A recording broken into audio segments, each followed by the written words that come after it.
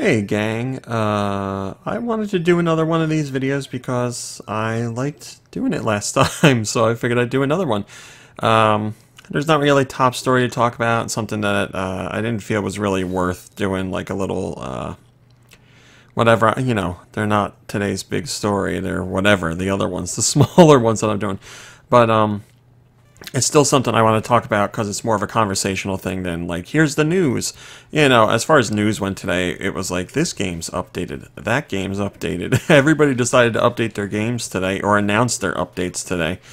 Piranha Plants and Smash Brothers. We all knew that was coming sometime this week. So that's really all there is to say about it. I'm not really like a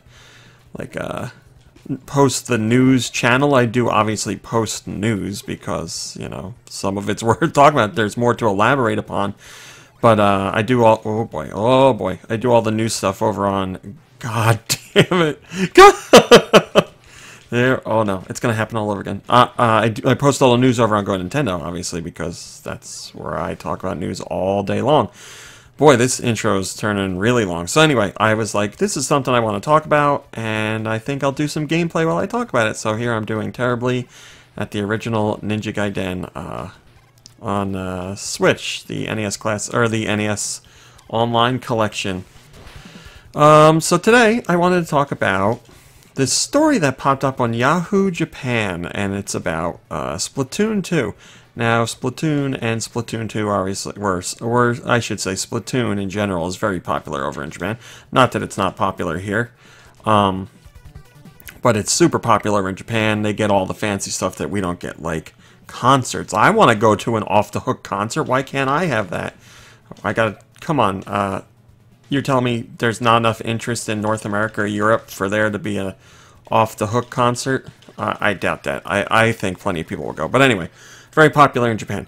Yahoo News, or Yahoo Japan, whatever it is, had an article up about Splatoon 2 addiction. There's a big Splatoon 2 epidemic going on in Japan, apparently.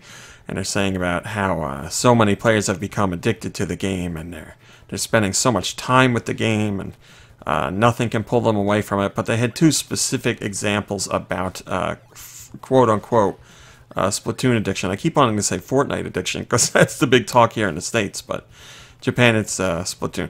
So one of the stories was this dad who goes to work, does his job, then he, when he gets home, he goes right to Splatoon 2 pretty much. Like, I think it says he gets a bite to eat or something, but then, get up there!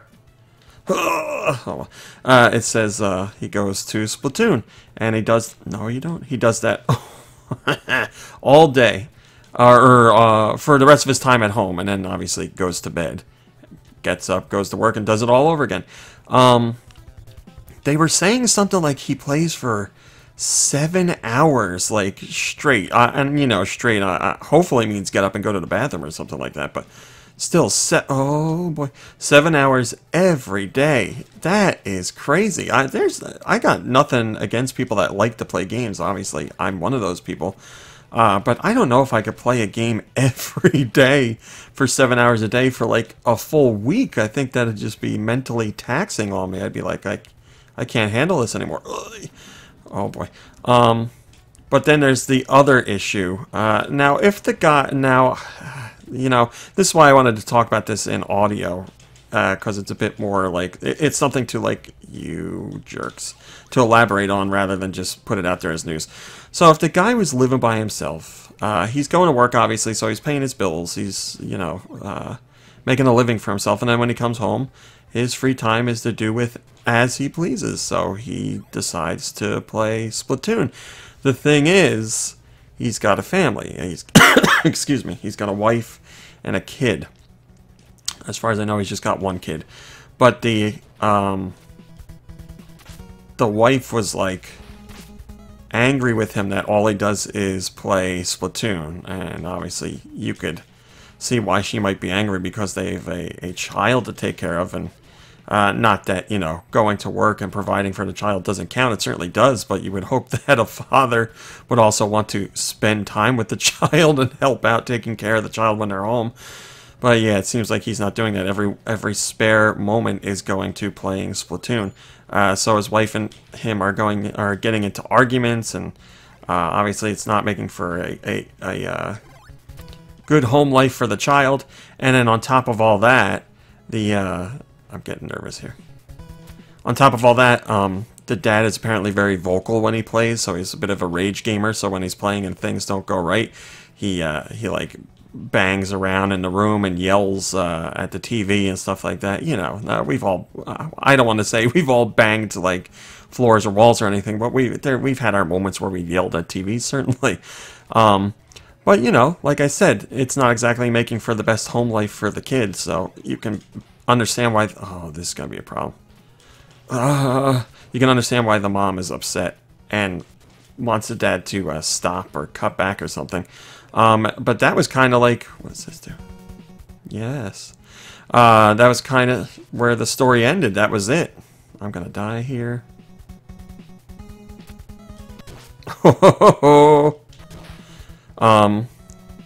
Yeah, that was kind of where the story ended. That was all there was to it. So I don't know what's going to happen. And then in the second example, oh boy, in the second example, they had a young kid who's apparently very proficient at Splatoon. He's like one of the top-rated elementary school players. I don't remember his name off the top of my head, but yeah, he's a big deal. He plays quite a bit. And apparently he was playing recently, and much like the dad in the other story, he was getting upset, and I think he flipped a table or slammed a table or something like that, and the mom got mad at him, and like that was that was the whole story. Just like the kid acted up, and the mom got mad. So Splatoon is an addiction sweeping the nation. So oh, you jerk. So, yeah, the first story, obviously, a little bit more, important than the second story, but it makes you wonder, like, how there, you know, a lot of times news tries to sensationalize things, and you have to wonder how much of, like, this is the norm for people in Japan that are playing Splatoon. I don't think it's really the norm. Oh, boy. I'm just going for it. I'm gonna win this fight. Oh, I might not. Oh, now I'm definitely not. Oh! So yeah, it had me thinking, like, now obviously this leads into a whole discussion of, is gaming an addiction, a legitimate addiction? I'm not a professional. I'm not any type of person who can give an official statement on any of that. I can only give my opinion. And I could certainly see how games can be addictive, but obviously I think with other things like gambling and stuff like that, you need to have some sort of addictive like nature, some sort of addicting component in your brain, or, you know, how things fire. Like I said, not a professional, don't know all about that, but yeah, there's certainly plenty of things you can get addicted to. That doesn't mean everybody that does them gets addicted. Now, you know, like drugs is something completely different. You're putting a substance inside your body and it alters a whole bunch of things. So I think it's pretty cut and dry on that. You know, drugs and alcohol at least lend themselves more towards addiction, at least in the traditional sense. Again, I'm not the one to speak on these matters as far as what you can or can't get addicted to, but I think the addictive nature of drugs and alcohol is pretty well established. But games, yeah, I can see how people could get addicted to them. Certainly, there have been games where I've played a ton, but you know, I'll hit that point where I'm like, okay, I got to step away for a bit. Not, you know, no one's giving me a hard time. No one's saying you're playing too much, I'm worried about you, or anything like that. It's just like, okay, I've put in enough time. I need to take a break, just because, you know, I need to gather myself and do something else, or, you know, other things get in the way, like work or school or, you know, chores, daily responsibilities, things like that. You know, obviously, as far as I'm concerned, you can play games as much as you want during the day or the night, as long as you're doing whatever your responsibilities are, and, you know, doing them well or correctly, not half-assing them, you know. if you have a job and you're like strolling in late and not really giving a crap about what you're doing and making it harder for the other people working with you, or like, you know, you're a kid and you have chores and schoolwork and you're like blasting through it to get stuff done just so you can, oh boy, just so you can get back to playing games, then yeah, there might be a little bit of an issue. But, you know, again, there's the whole other, oh boy, this sucks. Damage boost, baby. Oh, I'm dead. It's a boss. Yep.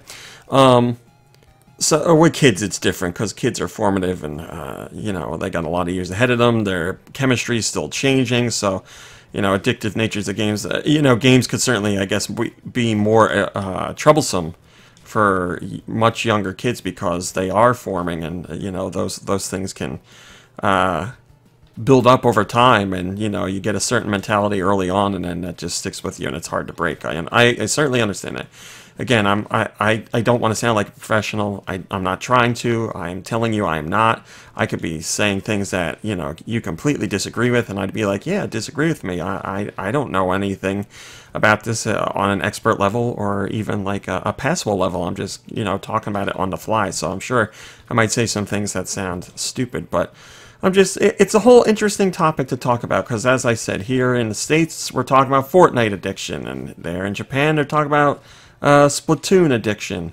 And this isn't the first time we've had conversations come up about people being addicted to video games. So, you know, I've seen reports and studies on both sides of things as far as can games be addictive. And some say yes and some say no. And that's usually how this kind of thing goes. I think it all... Oh, not again. Oh, boy. I think it all depends on the person. But I would like to know what you guys think. Have you ever felt like yourself getting sucked in by a game too much? And you're like, I gotta step away. I can't keep doing this. Or do you not think gaming addiction is a thing? Oh, boy. Leave a comment and let me know. I'm gonna have to end this video because I've died again. Oh, perfect timing. Game over. Look, all these years later, Ninja Gaiden is still tough for me. I guess that shows I've improved none over the years. Clearly, I need to start playing games 7 hours a day. So yeah, leave a comment. Let me know what you think. I know this video was a bit more rambly than the other one, and I think that was because of Ninja Gaiden. So I blame that. Maybe something more slow-paced or passive next time. I should have done Adventures of Lolo. That would have been a little bit better. But let me know what you think. And I'll catch you in the next video.